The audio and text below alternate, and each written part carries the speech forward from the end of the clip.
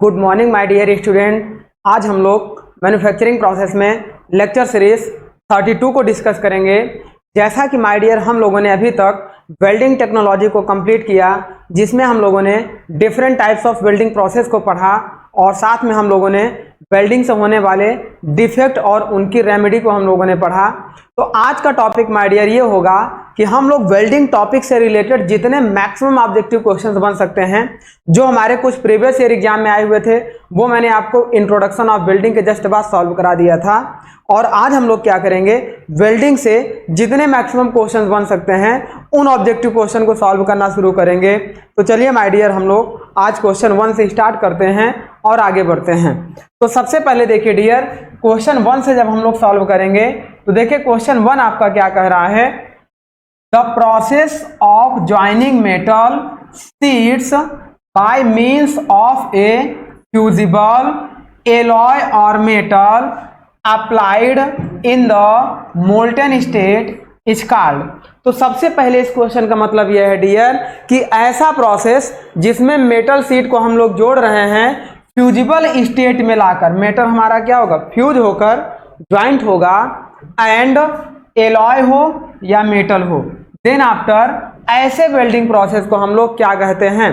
तो option A है brazing और ऑप्शन बी है आपका सोल्डरिंग, ऑप्शन सी है डिफ्यूजन और ऑप्शन डी है आपका लेंसिंग। तो अब यहाँ पे देखिए माय डियर, जहां पे फ्यूजिबल की बात आएगी तो हम लोग ब्रेजिंग प्रोसेस में क्या करते थे, ब्रेजिंग प्रोसेस में हम लोग मेटल को फ्यूज करते थे, मेटल को हम लोग फ्यूज करते थे, फ्यूज करने के बाद वेल्ड करते थे, देन आफ्टर हमारी वेल्डिंग कंप्लीट होती थी। तो इस तरीके से डियर हमारे क्वेश्चन का आंसर हो जाएगा ए। अब सोल्डरिंग में हमारा मेटल फ्यूज नहीं होता था, हम लोग सोल्डर वायर को बिलो मेल्टिंग टेम्परेचर मेल्ट करके वेल्डिंग करते थे। और डिफ्यूजन वेल्डिंग में हमने आपको बता रखा है कि वहां पर एक प्लेट के ऊपर दूसरी प्लेट को रखेंगे और दोनों प्लेटों के ऊपर प्रेशर अप्लाई करेंगे, देन यहाँ पे हीट जनरेट होगी जिससे इसके अंदर के मॉलिक्यूल्स मेल्ट होंगे और आपस में वेल्ड हो जाएंगे। लेंसिंग आपका कोई प्रोसेस नहीं है। तो इसका आंसर हमारा क्या हो जाएगा माय डियर, ब्रेजिंग ऑपरेशन हो जाएगा। इस तरीके से क्वेश्चन नंबर 2 की ओर बढ़ते हैं। सेकेंड क्वेश्चन आपका क्या कह रहा है, the main constituent of soldering alloy are. Soldering alloy में जो मेन कांस्टिट्यूएंट है क्या क्या होते हैं, तो माय डियर हमने आपको बताया है lead and tin are the main constituent of soldering alloy. Lead and tin हमारे होते हैं सोल्डरिंग एलॉय में, और ब्रेजिंग में हमारे क्या होते हैं, कॉपर एंड जिंक होते हैं। तो चलिए ये हमारा होता है lead and tin, option A आपका करेक्ट हो जाता है, बी इनकरेक्ट है, tin and copper, tin copper and lead ये भी इनकरेक्ट है, टिन लेड एंड मैग्नीशियम ये भी इनकरेक्ट है। आगे बढ़ते हैं माय डियर, क्वेश्चन नंबर 3 की ओर बढ़ते हैं। नेक्स्ट क्वेश्चन हमारा क्या कह रहा है, N alloy of copper zinc and silver often used in fabrication work is called. देखिए डियर यहां पे हमारे पास क्या है, copper comma silver comma zinc. Copper silver and zinc को जब हम लोग मिक्स करके जब वेल्डिंग करते हैं तो ये हमारा कैसी वेल्डिंग कहलाएगा, ऑप्शन है silver solder, electrical solder, plumbal solder या स्पेल्टर। तो जहां पर माय डियर हम लोग सिल्वर यूज करेंगे कॉपर एंड जिंक में, उसे हम लोग सिल्वर सोल्डर के नाम से जानते हैं। सिल्वर यूज करेंगे तो सिल्वर सोल्डर के नाम से जानते हैं।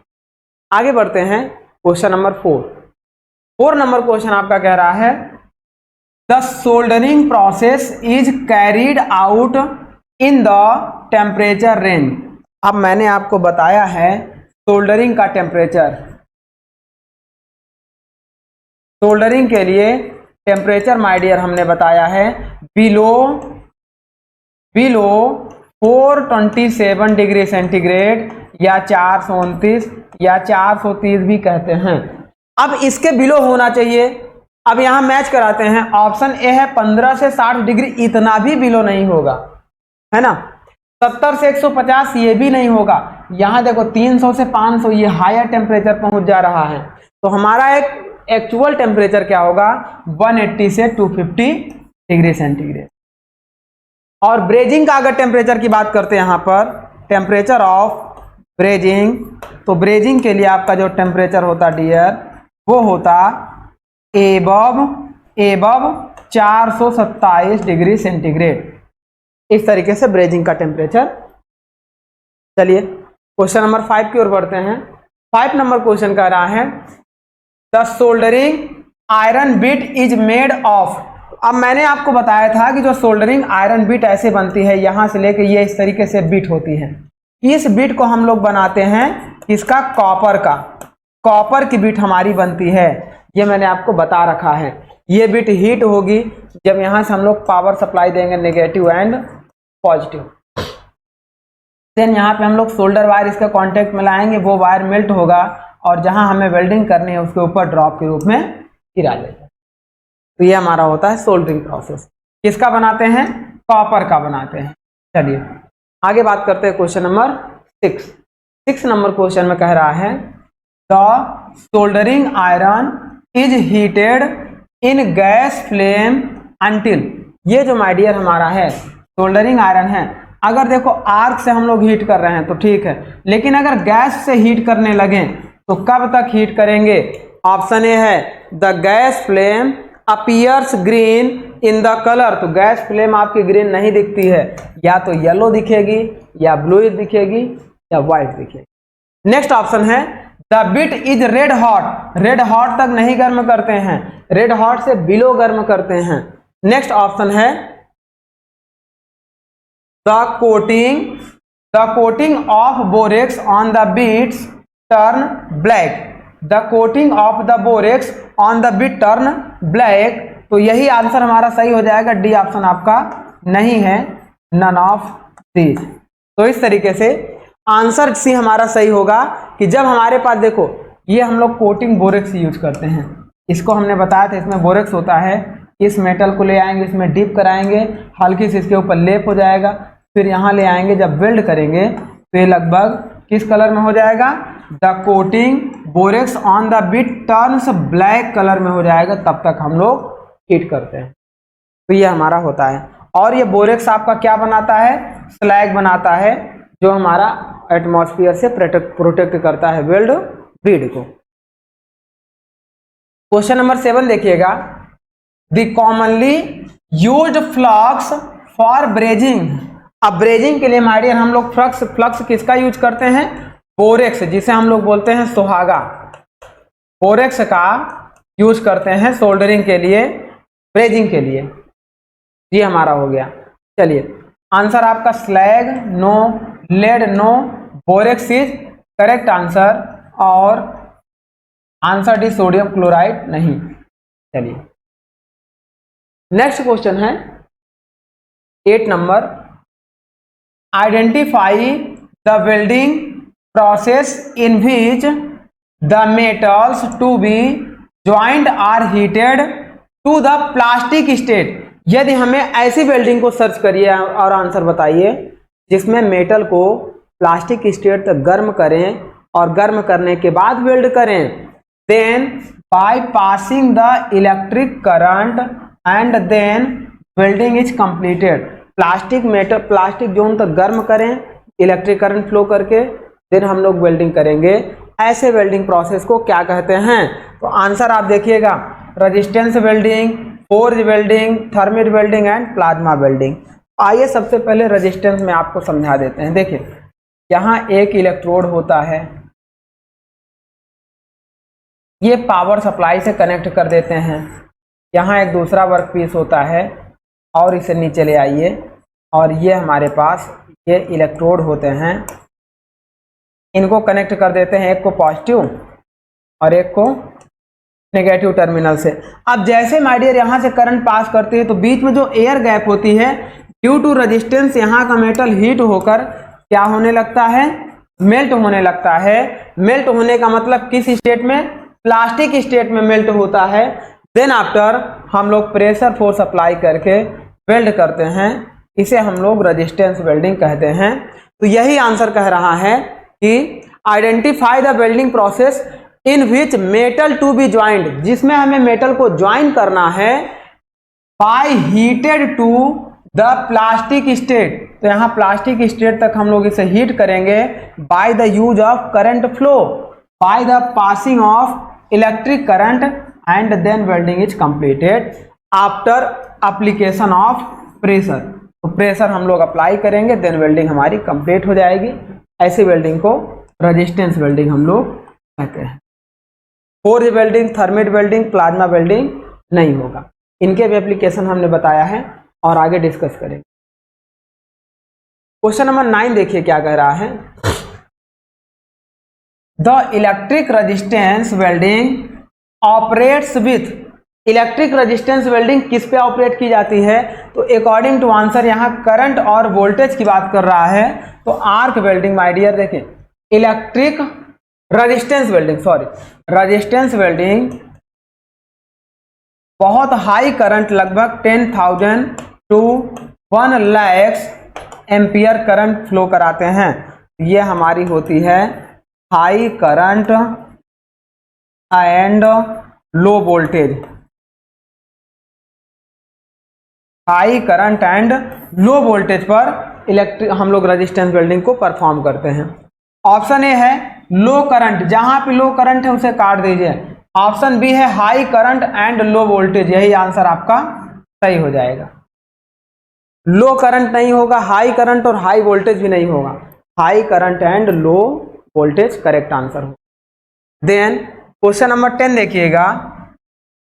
इन electrical resistance welding both heat and pressure are used. देखो रेजिस्टेंस वेल्डिंग में हम लोग हीट का भी यूज करेंगे मेटल को मेल्ट करने के लिए, और जब मेल्ट हो जाएगा तो प्रेशर अप्लाई करके वेल्डिंग को कंप्लीट करते हैं।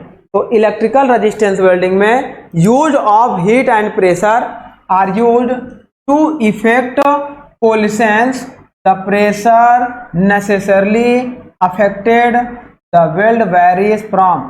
प्रेशर कितना हम लोग यूज करते हैं? तो हमने आपको बताया था लगभग 7 मेगा पास्कल के आसपास, 5 to 7 मेगा पास्कल।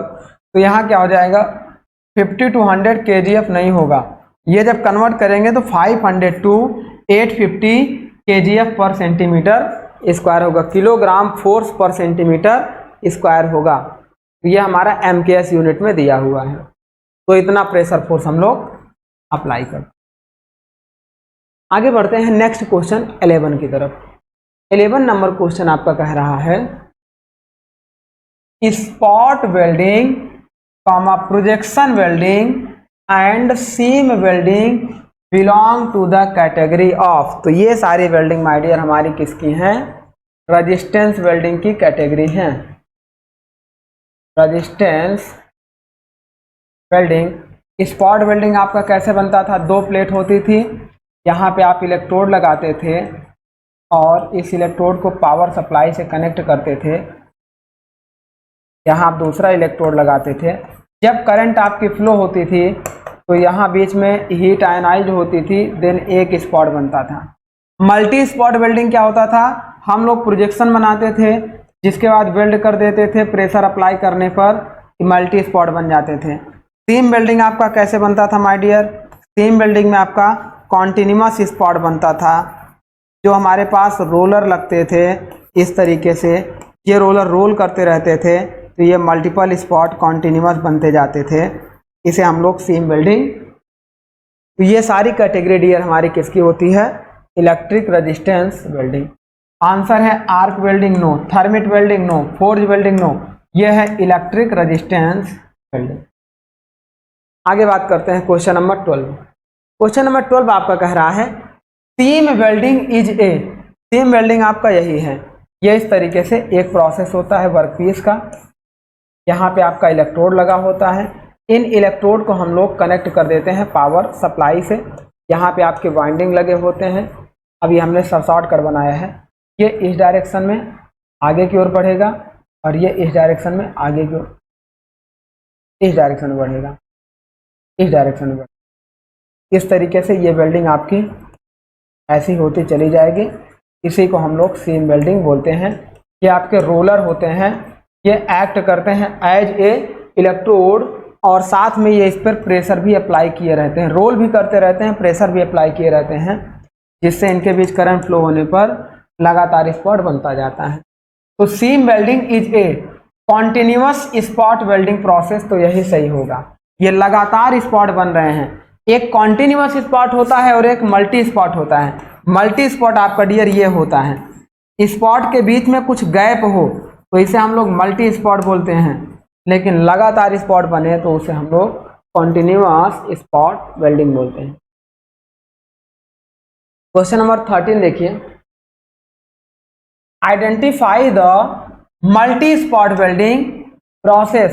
तो मल्टी स्पॉट वेल्डिंग प्रोसेस क्या होता है माय डियर, एक फ्लैट प्लेट होती है और एक प्लेट जो हमारी होती है इस पर हम लोग प्रोजेक्शन बना देते हैं,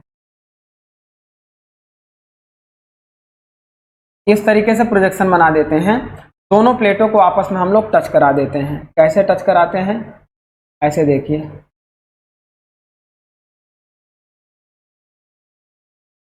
ये हमारी हो गई दोनों प्लेटें। अब देखो दोनों प्लेटों को पावर सप्लाई ऑन कर देते हैं, यहाँ हो गया इलेक्ट्रोड। अब ये इलेक्ट्रोड डियर कुछ इस तरीके से हम लोग यूज करते हैं, इलेक्ट्रोड ये पावर सप्लाई से कनेक्ट कर दिया, ये पावर सप्लाई से, पॉजिटिव एंड नेगेटिव। अब जैसे हमने पावर सप्लाई ऑन किया तो करंट नेगेटिव से इधर से यहाँ बढ़ेगी, यहाँ बढ़ेगी, यहाँ बढ़ेगी, यहाँ का मेटल हीट होगा जहाँ जहाँ मटेरियल कांटेक्ट में होगा ड्यू टू आयनाइजेशन, और उसके बाद ये मेटल हीट होकर मेल्ट हो जाएगा। देन हम लोग पावर सप्लाई ऑफ करके जिस प्लेट पर प्रोजेक्शन बना होगा उस पर प्रेशर फोर्स अप्लाई करेंगे तो यह सरफेस फ्लैट हो जाएगी और आफ्टर सॉलिडिफिकेशन कुछ इस तरीके का हमें स्ट्रक्चर दिखेगा। एक स्पॉट यहाँ बनेगा, एक स्पॉट उसके बगल बनेगा, एक यहाँ बनेगा, एक यहाँ। जितने हम लोग इस पर स्लॉट दिए रहेंगे उतने स्पॉट बनते हैं। इसी को हम लोग मल्टी स्पॉट वेल्डिंग या प्रोजेक्शन वेल्डिंग बोलते हैं। प्रोजेक्शन इसलिए बोलते हैं क्योंकि एक सीट में हम लोग प्रोजेक्शन प्रोवाइड कराते हैं। ये हमारा हो गया। नेक्स्ट बात कर रहे हैं, इस पे मैंने और भी डिटेल्ड आपको बताया है कि अगर थिन सीट हो और थिक सीट हो, सिमिलर थिकनेस ना हो, तो थिन सीट पर हम लोग प्रोजेक्शन अप्लाई करेंगे और इसी पर प्रेशर फोर्स अप्लाई करते हैं, इसी पर करंट भी अप्लाई करते हैं, मतलब नेगेटिव चार्ज थिन सीट पर भी अप्लाई करते हैं। देन अच्छा इसका आंसर तो देख लीजिए, identify the multi spot welding process. तो सीम वेल्डिंग नहीं होगा, ये होगा प्रोजेक्शन वेल्डिंग, प्रोजेक्शन वेल्डिंग होगा। देन आफ्टर क्वेश्चन नंबर 14 देखिए, spot welding is used for welding both ferrous and non ferrous metal sheets having the thickness of. तो spot welding बहुत छोटी थिकनेस 0.025 mm से लेकर 0.5 mm तक की वेल्डिंग को कर सकता है। अब इससे भी थोड़ी सी और मोटी थिकनेस की प्लेट की बात की जाए तो लगभग 10 mm तक पॉसिबल है। तो थिकनेस के अकॉर्डिंग इसका आंसर हो जाएगा अप टू 10 mm। नेक्स्ट बात करते हैं क्वेश्चन नंबर 15 की। 15 में आपका कह रहा है, in A particular welding process the metal to be joined are heated to the molten state। एक ऐसा निश्चित वेल्डिंग प्रक्रम है, in a particular welding process, एक ऐसे निश्चित वेल्डिंग प्रोसेस में जिसमें the metal to be joined, metal को हमें ज्वाइन करना है, heated to the molten state, उसको मोल्टेन स्टेट तक हीट करना है। then after allow to the solidify and the presence of filler metal, metal को हमें हीट भी करना है, साथ में फिलर मेटल भी लगाना है, और देन आफ्टर सॉलिडिफिकेशन वेल्डिंग को हम कंप्लीट करते हैं। ऐसे वेल्डिंग प्रोसेस को डियर हम लोग क्या बोलते हैं, आइए देख लेते हैं। क्या वो हमारी फोर्ज वेल्डिंग होती है? नो। क्या वो हमारी प्लास्टिक वेल्डिंग होती है? नो। क्या वो हमारी फ्लैश वेल्डिंग होती है? नो। उसे हम लोग बोलते हैं dear fusion welding. Fusion welding हमारा क्या होता है, देखिए ये हो गया हमारा वर्कपीस, इन दोनों वर्कपीस को हमें वेल्ड करना था, तो यहाँ पे हमने लगा दिया या तो कंज्यूमेबल इलेक्ट्रोड लगा दिया या नॉन कंज्यूमेबल। यहाँ पे आर्क बनेगी और यह हमने लगा दिया फिलर रॉड। अब दोनों के साथ ये मेटल मेल्ट होकर यहाँ पर वेल्डिंग को कंप्लीट करेगा। और कैसे मेल्ट होगा, इसे फ्यूज करेगा और फ्यूज करके प्लास्टिक स्टेट तक मोल्टेन मेटल स्टेट में ले जाएगा। तो इसी को हम लोग बोलते हैं फ्यूजन। यही हमारा होता था कार्बन आर्क वेल्डिंग जिसे हम लोग बोलते हैं। चलिए आगे बात करते हैं। क्वेश्चन नंबर 16 क्वेश्चन में क्या कह रहा है डियर, देखिए, which of the following belong to the category of fusion welding, निम्न में से कौन सी कैटेगरी फ्यूजन वेल्डिंग की है जिसमें मेटल मेल्ट होकर सॉलिडिफाई हो और वेल्डिंग कंप्लीट करे। तो आप देखो, फोर्ज वेल्डिंग में मेटल मेल्ट नहीं होता है, रेजिस्टेंस वेल्डिंग में भी मेटल मेल्ट नहीं होता है ना। साथ में गैस वेल्डिंग में हमारा क्या है, मेटल मेल्ट होकर वेल्ड होता है और then after solidification welding joint complete होता है। गैस वेल्डिंग का प्रोसेस हमने आपको बता रखा है। ये वर्कपीस हो गया, इन दोनों को वेल्ड करना है, एक वेल्डिंग टॉर्च होगी। अब ये टॉर्च हमारी जो होगी ये हॉस पाइप से इस तरीके से जुड़ी होगी।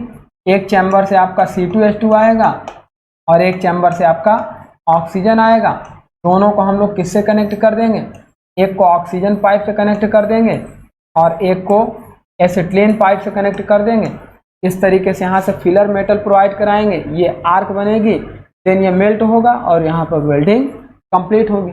इसकी टेक्निक भी मैंने आपको बता रखी है, राइट वर्ड टेक्निक या लेफ्ट वर्ड टेक्निक। तो इस तरीके से इसका आंसर हो जाएगा गैस। आइए बढ़ते हैं क्वेश्चन नंबर 17 में।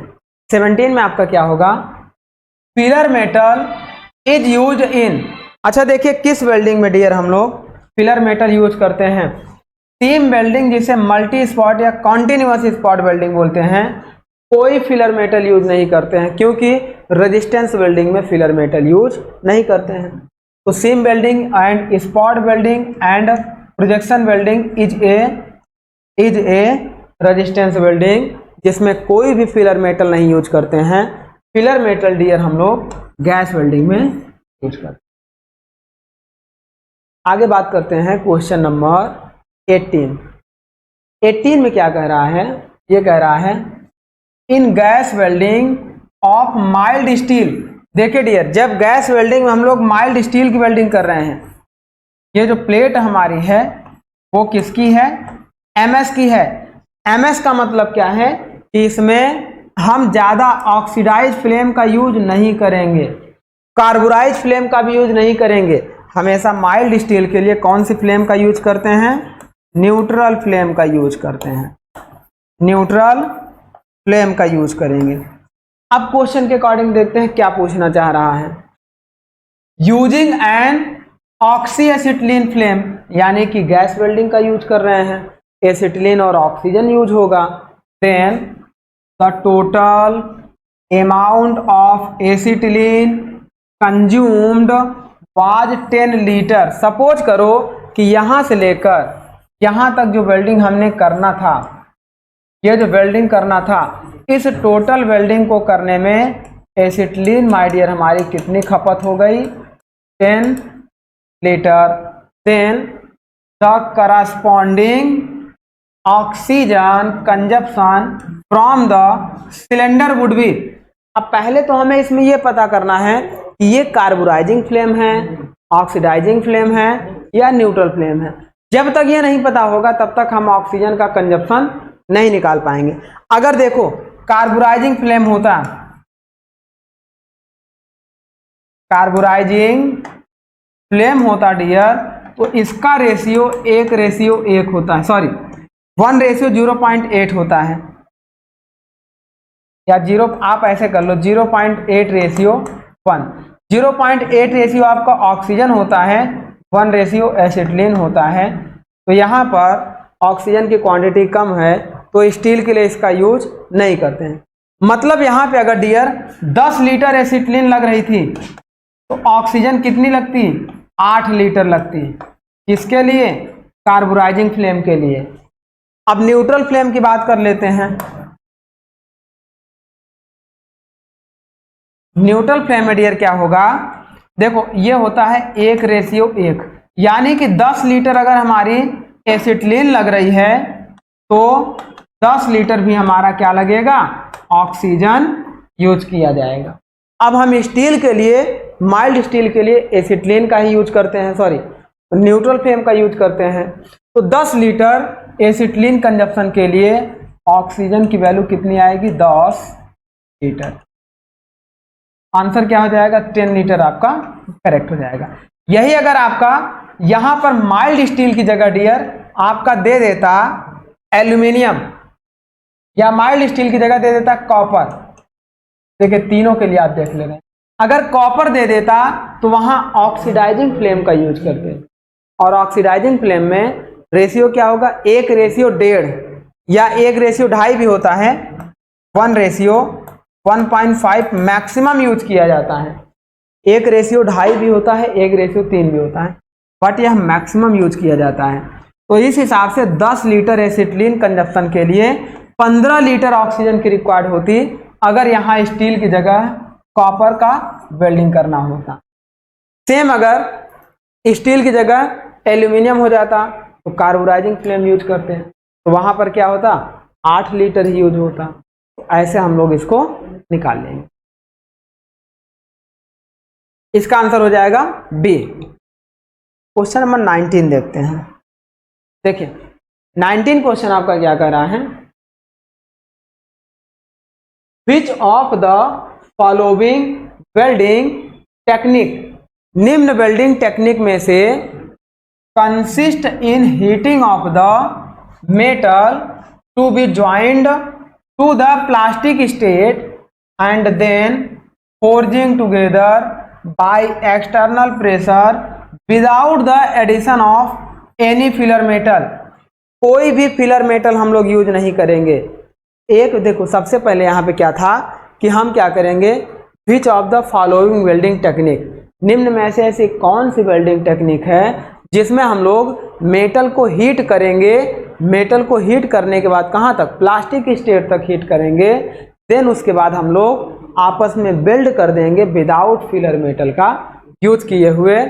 तो ऐसे वेल्डिंग को हम लोग क्या करते हैं, यूज बाय एक्सटर्नल प्रेशर, ऐसे वेल्डिंग को हम लोग क्या कहते हैं, ऑप्शन है प्लास्टिक वेल्डिंग। आर्क वेल्डिंग में तो हम लोग क्या करते हैं, फिलर मेटल यूज करते हैं और हीट भी यूज करते हैं। फ्यूजन वेल्डिंग भी सेम वही प्रोसेस है, गैस वेल्डिंग भी सेम वही प्रोसेस है। प्लास्टिक वेल्डिंग माय डियर हमारी क्या होती है, मेटल को मेल्ट करते हैं और प्रेशर अप्लाई करके वेल्ड कर देते हैं। तो यह हमारा आंसर करेक्ट हो जाएगा ए। अब बात करते हैं क्वेश्चन नंबर 20 क्वेश्चन आपका क्या कह रहा है, which of the following belongs to the category of plastic welding, निम्न में से कौन सी कैटेगरी आपकी प्लास्टिक वेल्डिंग की है।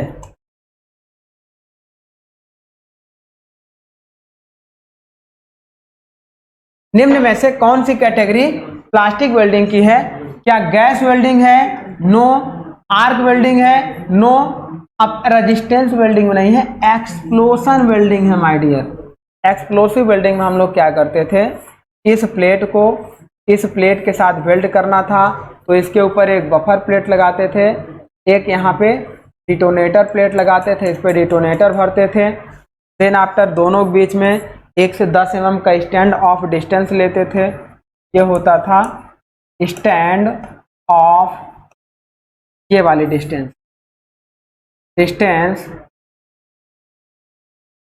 कितना लेते थे 1 to 10 mm, और साथ में एंगल ले लेते थे और बफर प्लेट लेते थे वाइब्रेशन अब्जॉर्ब करने के लिए।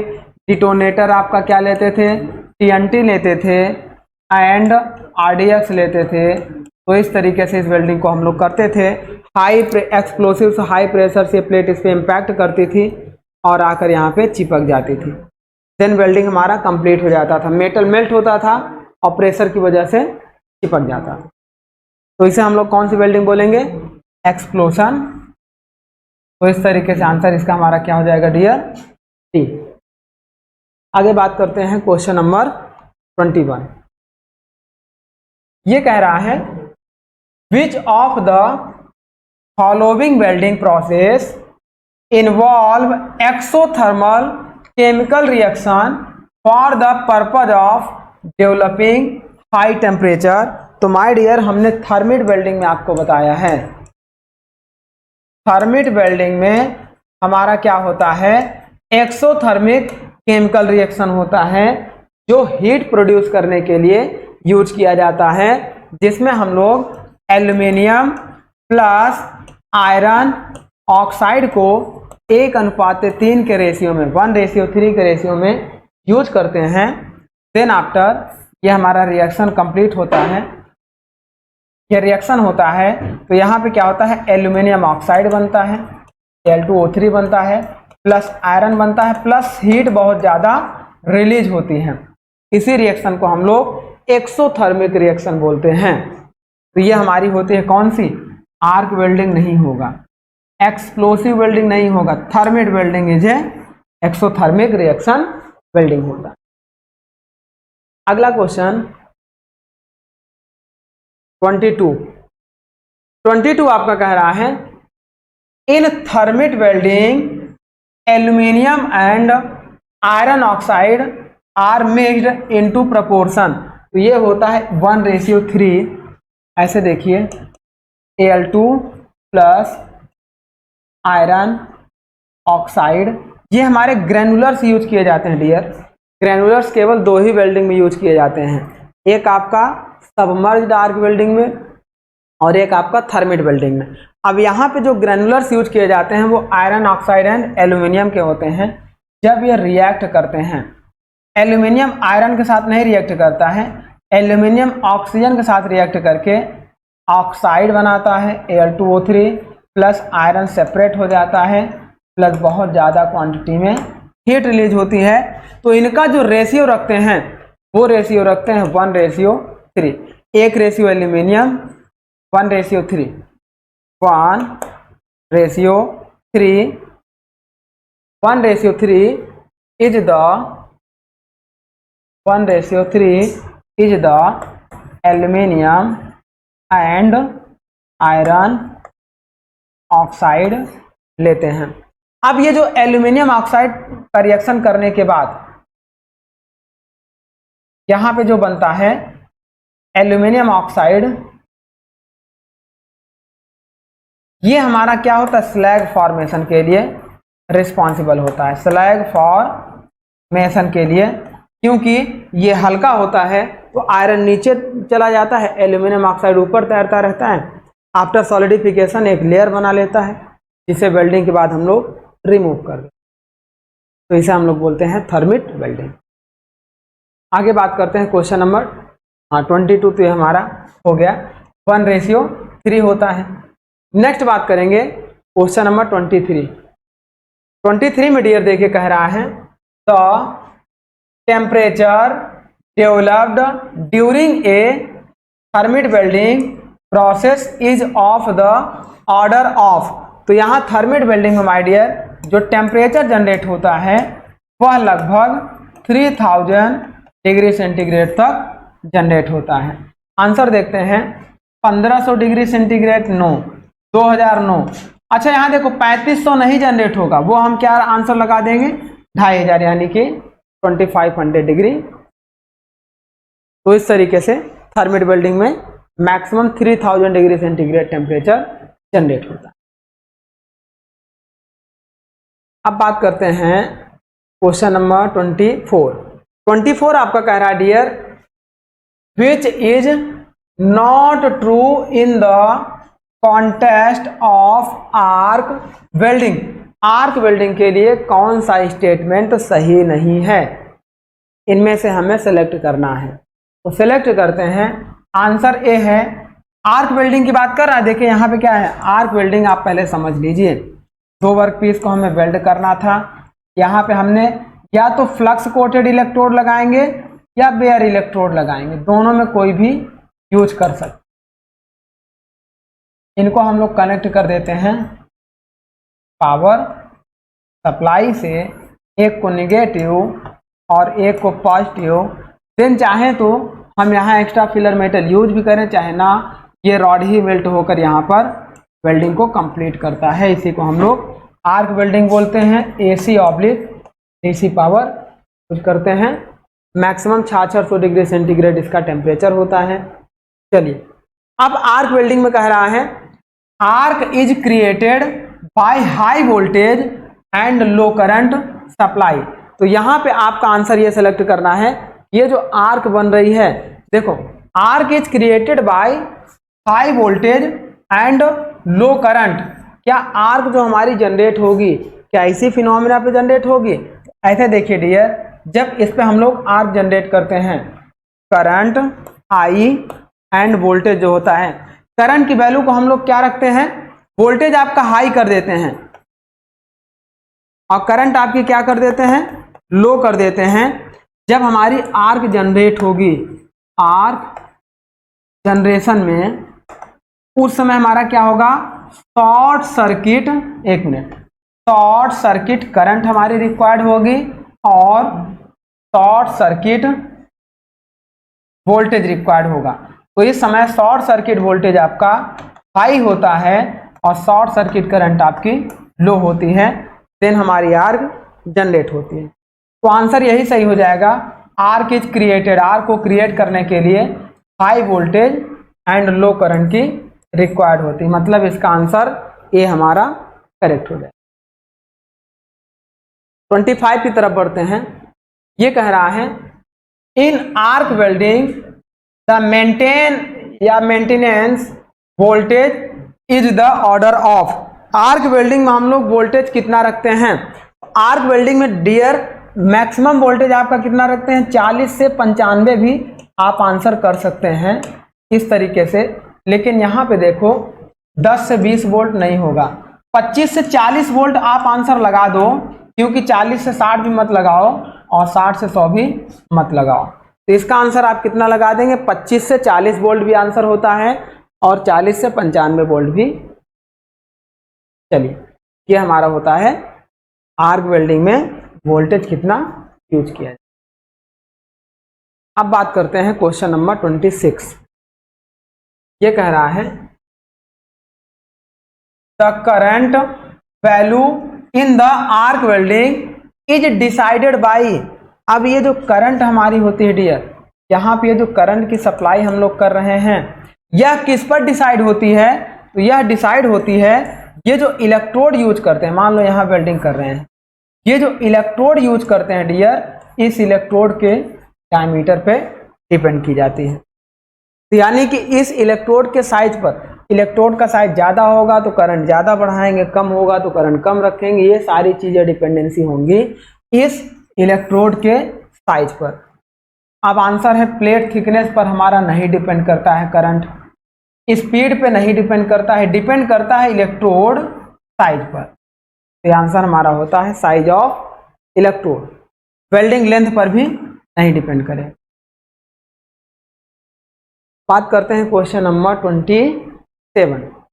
27 आपका क्या कह रहा है, for producing sound weld by the arc welding process the optimum size of the gap is. अच्छा देखिए, जब आर्क वेल्डिंग हम लोग करते हैं डियर, ये हो गया, ये इलेक्ट्रोड हमने ले लिया, इलेक्ट्रोड और वर्कपीस के बीच में एक ऑप्टिमम गैप हम लोग रखेंगे, जिससे यहाँ पे क्या होगा, रेजिस्टेंस क्रिएट होगा, उस रेजिस्टेंस की वजह से आर्क जनरेट होगी और यहीं पे रेजिस्टेंस की वजह से एक साउंड भी आएगा। तो वो मिनिमम जो गैप होता है, गैप 2 to 5 mm रखते हैं, लेकिन ऑप्टिमम की बात करें, ऑप्टिमम गैप 2 से 5 mm के बीच में 3 mm आपका ऑप्टिमम गैप ले लेते हैं। ये आपको रटा होना चाहिए बिल्कुल आर्क वेल्डिंग के लिए। तो आंसर इसका क्या हो जाएगा, 1 mm wrong, 3 mm is right, 5 mm wrong, 7 mm wrong. Optimum gap की बात कर रहा है यहाँ पे, optimum size of the gap. Normal gap की बात होगी तो कितना होगा, 2 to 5 mm। 28 क्वेश्चन देखते हैं। In arc welding I need to be protected against. Arc welding में हम लोग जानते हैं माय डियर, यूवी रेस निकलती हैं, कॉमा यूवी रेस के साथ साथ इंफ्रारेड रेस निकलती हैं। अब ये दोनों रेस हमारे आई के लिए हार्मफुल होती हैं, जिससे प्रोटेक्ट करने के लिए हम लोग क्या करते हैं, आई ग्लास का यूज करते हैं या वेल्डिंग ग्लास का यूज करते हैं।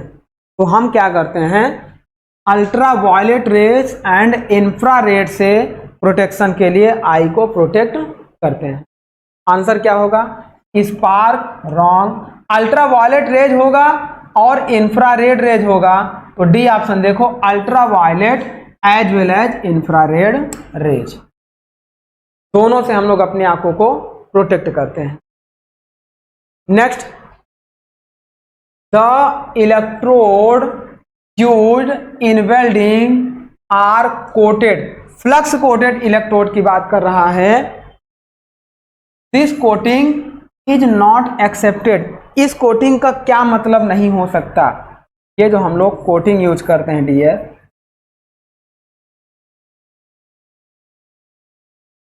इस कोटिंग का मेन काम होता है, इसे बोलते हैं फ्लक्स। एटमॉस्फेयर से बीड को प्रोटेक्ट करता है, वेल्डिंग बीड स्ट्रेंथ को बढ़ाता है, आर्क ग्लो को रोकता है, आर्क की मतलब आर्क आप क्या है मेंटेन रखता है। तो कई सारे रीजन होते हैं, देखते हैं क्या नहीं करता है। तो पहला है provided protective atmosphere to the weld, तो हमारा जो स्लैग है फ्लक्स से एक स्लैग बनता है और ये स्लैग आपका एटमॉस्फेयर से प्रोटेक्ट करता है, ये सही है। इसने पूछा है कि कौन सा आपका एक्सेप्टेड यानी गलत है, नॉट एक्सेप्टेड, स्वीकार नहीं किया जाएगा।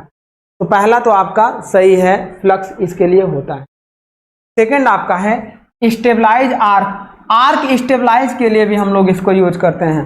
फ्लक्स में आर्क स्टेबलाइजर यूज किए जाते हैं आर्क को स्टेबल करने के लिए।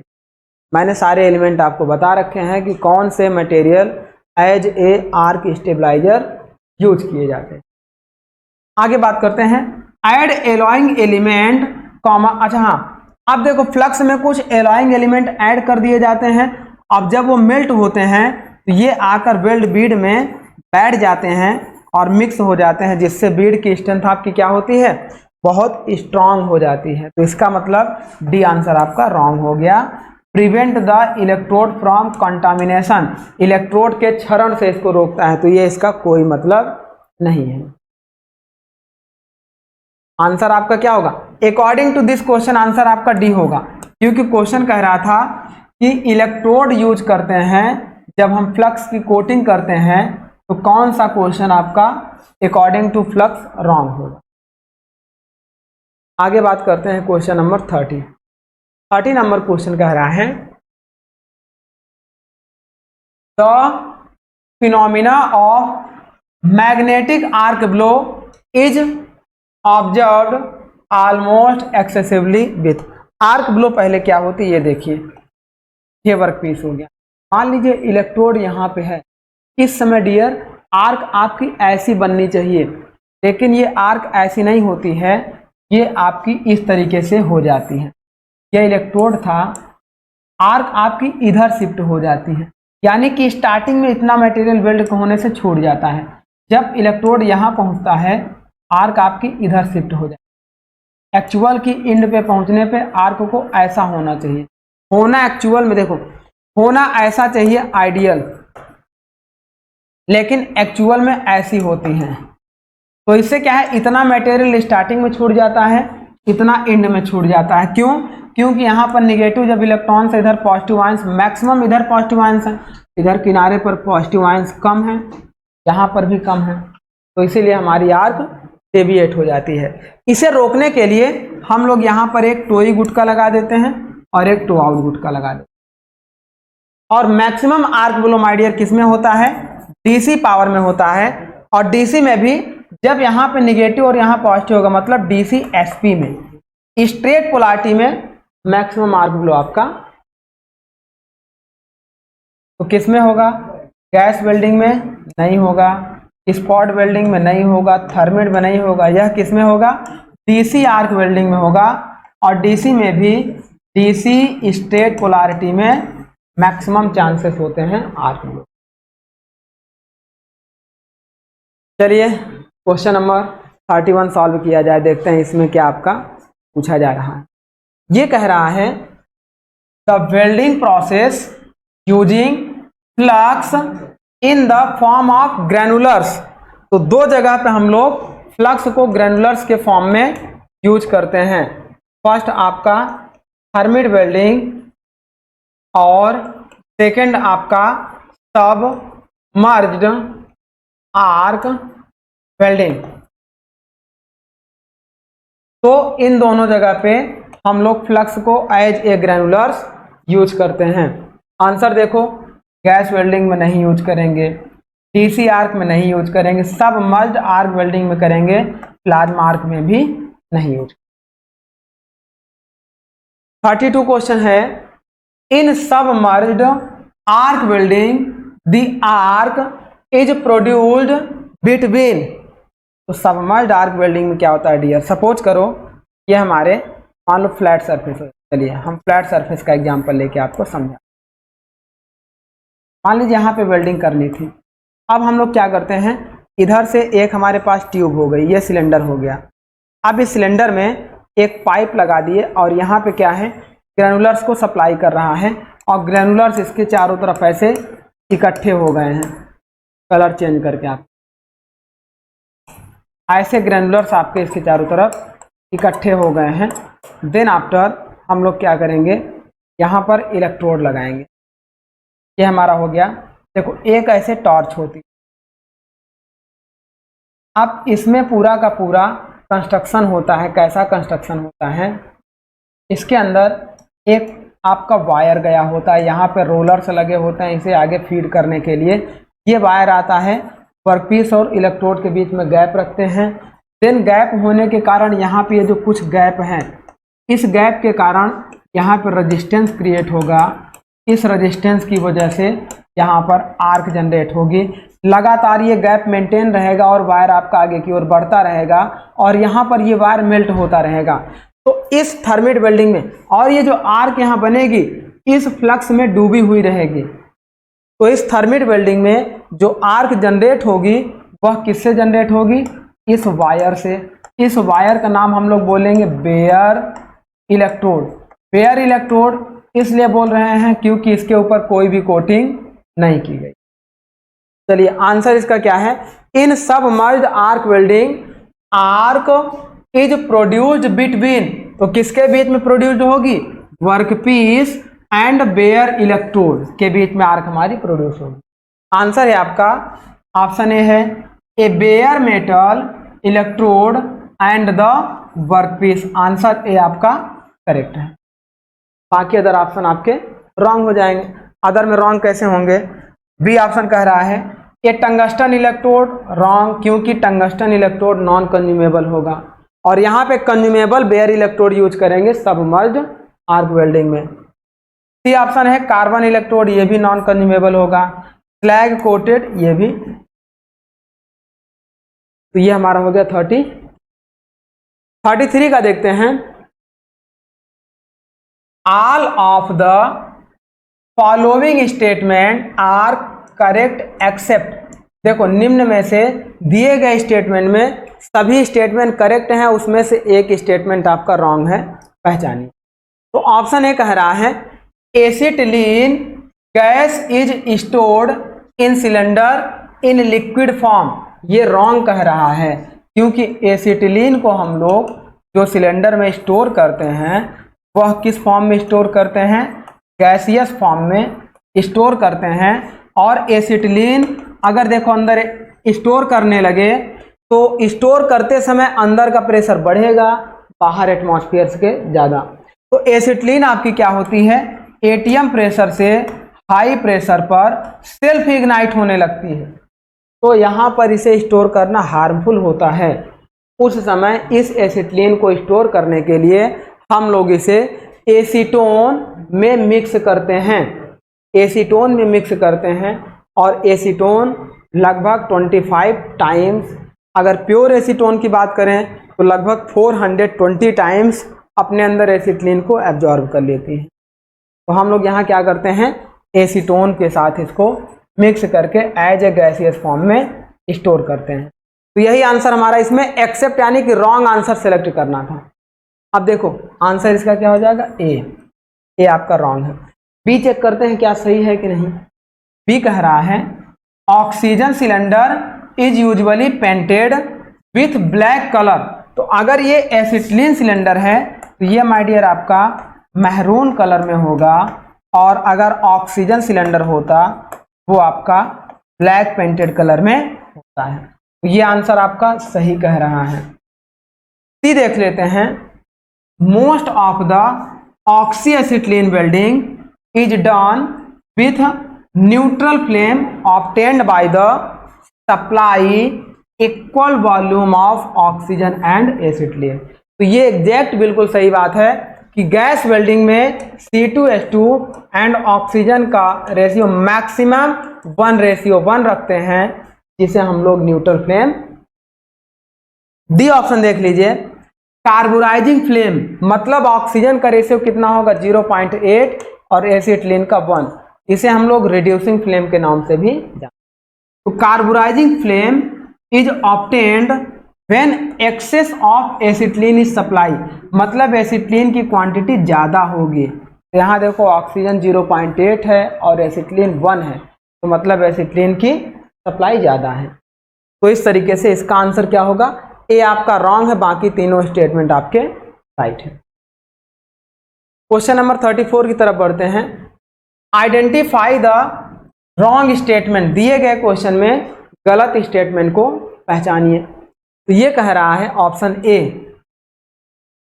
The oxy acetylene gas used in gas welding produce flame temperature about 32 degree centigrade. तो बिल्कुल सही बात है, 2900 से 3400 डिग्री सेंटीग्रेड के बीच में गैस वेल्डिंग का टेम्परेचर होता है। यह हमारा क्या सही कथन है। हमें रॉन्ग स्टेटमेंट को सिलेक्ट करना है, यह स्टेटमेंट आपका राइट है। बी आपका देख लेते हैं, the maximum temperature of the flame occurs at the inner cone of the flame. तो जो हमारी फ्लेम बनती है डियर, देखो अब यहाँ से देखो, एक फ्लेम आपकी इनर कोर बनती है और एक आपका आउटर इनवलप बनता है। तो ये जो इनर कोन का टेम्परेचर होता है यह मैक्सिमम होता है और इधर का टेम्परेचर आपका मिनिमम होता है। तो यह भी आपकी बात सही कही गई है। यह इनर कोन का कलर आपका क्या होता है, वाइटिश होता है, वाइटिश होता है, और इसका क्या होता है, ब्लूइश होता है, और इसका क्या होता है, पर्पल होता है, पर्पल या येलो। तो इस तरीके से मैक्सिमम टेम्परेचर इसमें इनर कोन का होता है। तो यह भी स्टेटमेंट आपका करेक्ट है। नेक्स्ट आपका क्या है statement C, the temperature of oxy hydrogen flame. Oxy hydrogen का मतलब एसिटिलीन की जगह ऑक्सीजन प्लस हाइड्रोजन गैस का यूज किया जा रहा है। Then is more than the oxy acetylene flame. ये गलत कह रहा है, क्या is greater than the C2H2 and oxygen होगा, ऐसा नहीं है। एसिटिलीन गैस और ऑक्सीजन के मिक्सचर का टेम्परेचर हमेशा ज़्यादा होगा ऑक्सीजन एंड हाइड्रोजन गैस के। तो यह स्टेटमेंट रॉन्ग है और हमें रॉन्ग स्टेटमेंट सर्च करना था। इसका मतलब आंसर क्या होगा, सी। डी आंसर भी सही है, मतलब स्टेटमेंट करेक्ट है, हमें केवल रॉन्ग स्टेटमेंट सेलेक्ट करना। डी देखिए, the ratio of oxygen to acetylene for complete combustion is 2.12। तो हम लोग जानते हैं ऑक्सीडाइजिंग फ्लेम में ऑक्सीजन और एसिटिलीन का रेशियो कितना होता है, 1:1.5 से 1:2.5 तक। ये भी स्टेटमेंट हमारा करेक्ट है। तो आंसर इसका क्या होगा, सी होगा, रॉन्ग स्टेटमेंट। नेक्स्ट क्वेश्चन देखते हैं, विच of the following is not A correct statement. इसमें भी आपका रॉन्ग स्टेटमेंट सर्च करना है। रॉन्ग स्टेटमेंट में देखो, पहले ऑप्शन ए में देख लेते हैं, in 4 hand welding the welding is made from right to left. अब देखिए डियर, जब हम बात करेंगे गैस वेल्डिंग में, ये राइट साइड होता है, ये लेफ्ट साइड होता है। अगर राइट से लेफ्ट की ओर बढ़ते हैं तो इसे बोलते हैं फोर हैंड वेल्डिंग, या इसी को बोलते हैं ये लेफ्ट है, left word welding, left word welding. Next बात कर रहे हैं, मतलब ये करेक्ट ऑप्शन है, हमें रॉन्ग स्टेटमेंट सेलेक्ट करना। In forehand welding the angle between the torch and the workpiece is more compare to the backhand welding. तो ये जो टॉर्च का एंगल होगा माय डियर 60 से 70 डिग्री होता है फोर हैंड वेल्डिंग में, और 40 से 50 डिग्री होता है बैक हैंड में। तो फोर हैंड में टॉर्च का एंगल ग्रेटर होगा रेदर देन बैक हैंड। ये भी स्टेटमेंट आपका करेक्ट है। सी देख लेते हैं, in vertical welding the weld may be made from left to right और फ्रॉम राइट टू लेफ्ट। ये रॉन्ग है, मतलब इसी को हम लोग करेक्ट करेंगे, क्योंकि माय डियर वर्टिकल वेल्डिंग में हम लोग लेफ्ट टू राइट नहीं जोड़ते हैं। हम लोग क्या करते हैं, बॉटम टू टॉप हम लोग वेल्डिंग करते हुए आगे बढ़ते हैं। लेफ्ट टू राइट हम लोग वेल्डिंग क्यों करेंगे, क्योंकि हमें इसकी वेल्डिंग करनी है। और हमेशा ध्यान देना, वर्टिकल वेल्डिंग में टॉप टू बॉटम वेल्डिंग नहीं करेंगे। टॉप टू बॉटम करने पर क्या प्रॉब्लम आएगी तो आप देख लीजिए, ये हो गया वर्कपीस। अगर यहां से वेल्डिंग स्टार्ट करेंगे तो लिक्विड मेटल पिघल कर यहां पर गिरना शुरू करेगा, यह एक कमी है। तो हम लोग हमेशा बॉटम से स्टार्ट करेंगे और ऐसे वेल्डिंग करते हुए आगे बढ़ेंगे। तो आंसर आपका क्या हो जाएगा, सी, क्योंकि सी आपका रॉन्ग आंसर है। लास्ट आंसर भी इंपॉर्टेंट है, ये भी देख लेना कि इन ए लिंडे वेल्डिंग टेक्निक, हमने आपको बता रखा है कि गैस वेल्डिंग में जब हम लोग न्यूट्रल फ्लेम का यूज करें और लेफ्ट वर्ड टेक्निक का यूज करें तो ऐसी वेल्डिंग को लिंडे वेल्डिंग टेक्निक के नाम से जानते हैं। इससे डायरेक्ट क्वेश्चन आता है कि what is the Linde welding technique. ये क्वेश्चन पूछा भी गया है, what is the Linde welding technique. अब इसके चार ऑप्शन देखो किस तरीके से बने हुए थे। ऑप्शन ए आपका दिया हुआ था, पहले तो देखो ये हमेशा कंफर्म है कि गैस वेल्डिंग का ही है। अब फ्लेम आपकी बदल देगा, फर्स्ट में आपका दिया हुआ था carburising flame, carburising flame. Second में आपका दिया हुआ था ऑक्सीडाइजिंग फ्लेम। थर्ड में आपका दिया हुआ था न्यूट्रल फ्लेम, और फोर्थ में भी आपका दिया हुआ था न्यूट्रल फ्लेम। अब इसका मतलब न्यूट्रल फ्लेम तो चारों में हमें कॉमन है, कॉमन और ऑप्शन जो हमें देगा, अब ये दे देगा, यहां पे दे देगा four hand welding, four hand, यहां पे दे देगा बैक हैंड, यहां पे दे देगा फोर हैंड, और यहां पे दे देगा बैक हैंड। अब हमें पहचानना है कि निम्न में से कौन सी लिंडे वेल्डिंग टेक्निक है। तो लिंडे वेल्डिंग हमेशा गैस वेल्डिंग में होगा। गैस वेल्डिंग में कौन सा होगा, न्यूट्रल होगा, न्यूट्रल फ्लेम होगी। न्यूट्रल फ्लेम ए और डी और सी दोनों में है।